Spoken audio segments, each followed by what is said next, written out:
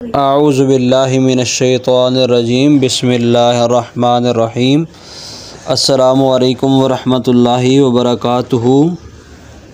تمام طلباء کرام اور تمام اہل محبت کو ہماری تفسیر کی کلاس میں خوش آمدید۔ ہماری سورۃ البقرہ کی تفسیر جو ہے وہ مکمل ہو چکی ہے اور اللہ کے فضل و کرم سے آج ہم سورۃ آل عمران اس کا آغاز کر رہے ہیں۔ تو اس آغاز سے پہلے ہم دعا کریں گے کہ اللہ تعالیٰ جس طرح ہم نے سورۃ البقرہ پڑھی ہے، اس کو سنا ہے، اللہ مجھے صحیح طرح پڑھانے اور ہمارے طلباء کرام کو صحیح طرح سن کر سمجھ کر اس پر ہم سب کو عمل کی توفیق عنایت فرمائے۔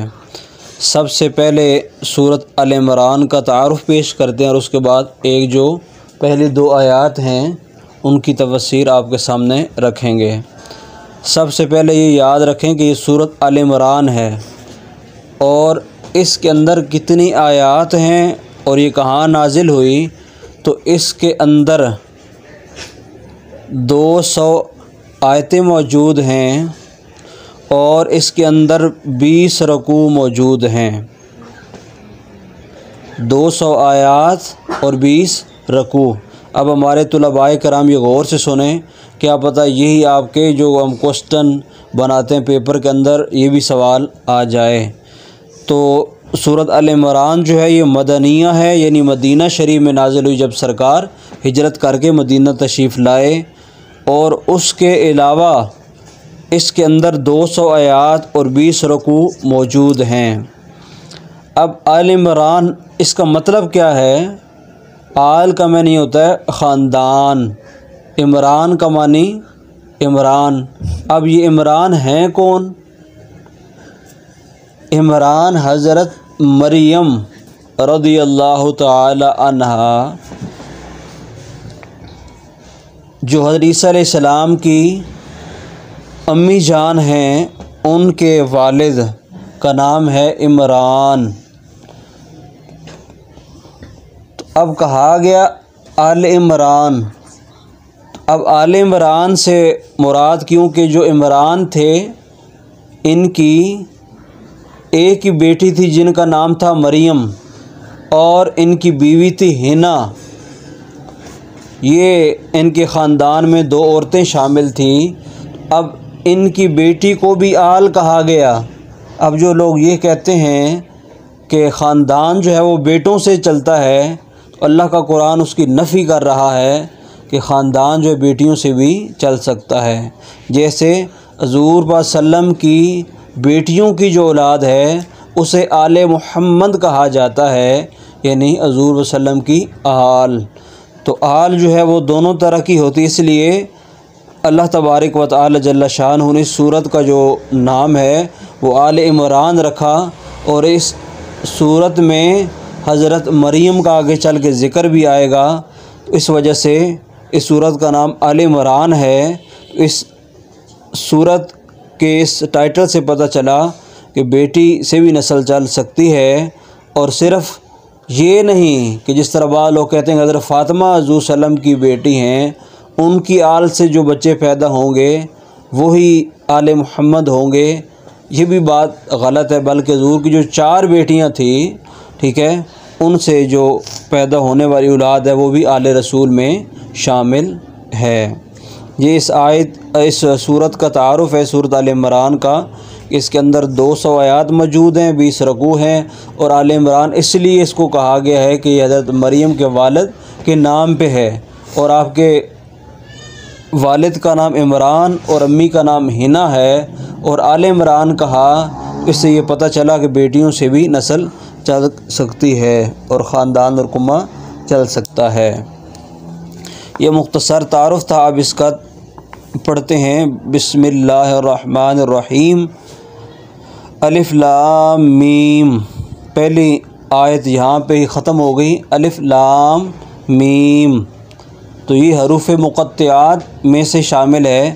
حروف مقطعات آپ کو بتا دیں، یہ بھی بڑا اہم پوائنٹ ہے کہ حروف مقطعات وہ حروف ہیں جن کے معانی جو ہیں وہ اللہ اور اس کا رسول جانتا ہے، ان کے معانی کوئی انسان نہیں جان سکتا۔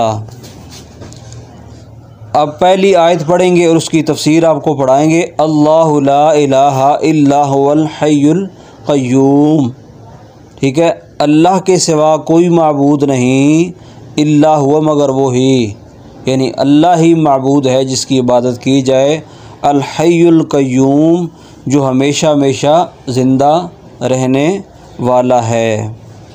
اب یہ آیت کا شان نزول کیا ہے وہ آج ہم پڑھیں گے۔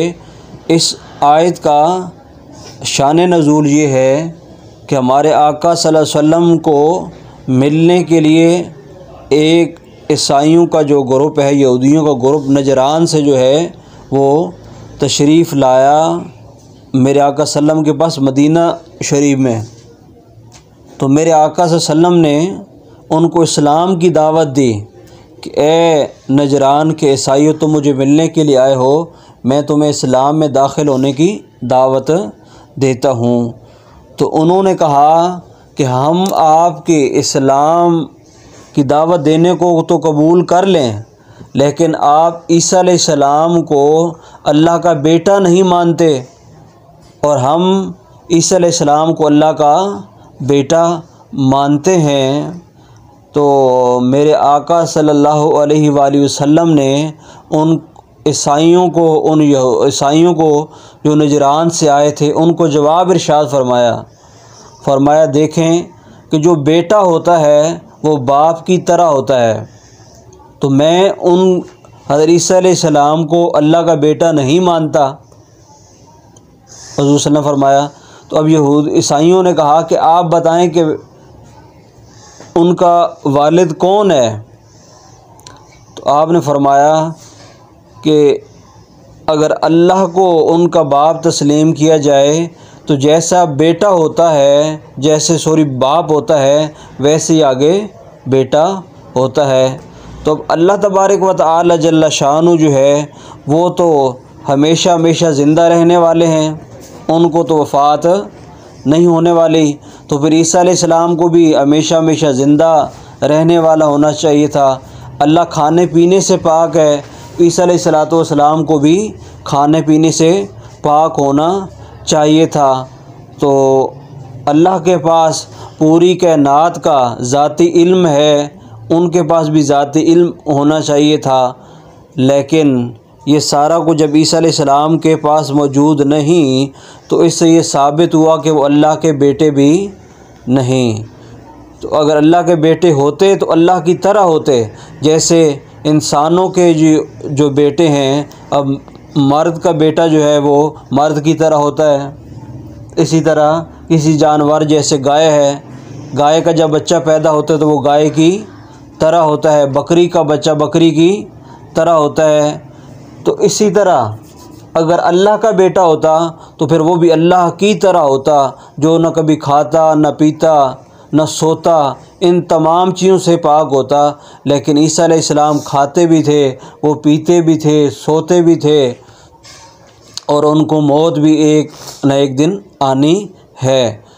تو جب میرے مصطفیٰ کریم علیہ السلام نے ان کو یہ والا جواب عطا فرمایا، ان کے پاس پھر کوئی جواب نہ رہا، تو پھر اللہ کی طرف سے یہ والی جو سورۃ آل عمران کی پہلی آیت ہے یہ نازل فرمائی گئی، اللہ لا الہ الا هو الحی القیوم، کہ اللہ جس کے بارے میں تم یہ تصور کر رہے ہو کہ وہ اس کا کوئی بیٹا ہے، تو لا الہ الا ہو، ٹھیک ہے، اللہ تو وہ ہے جس کی عبادت کی جاتی ہے اور اس کے علاوہ جو عبادت کے کوئی لائق نہیں، اور الحی القیوم جو ہمیشہ ہمیشہ زندہ رہنے والا ہے، یعنی عیسیٰ علیہ السلام تو ہمیشہ زندہ رہنے والے نہیں، تو اللہ تبارک و تعالی جل شانہ جو ہے وہ ہمیشہ زندہ رہنے والے ہیں۔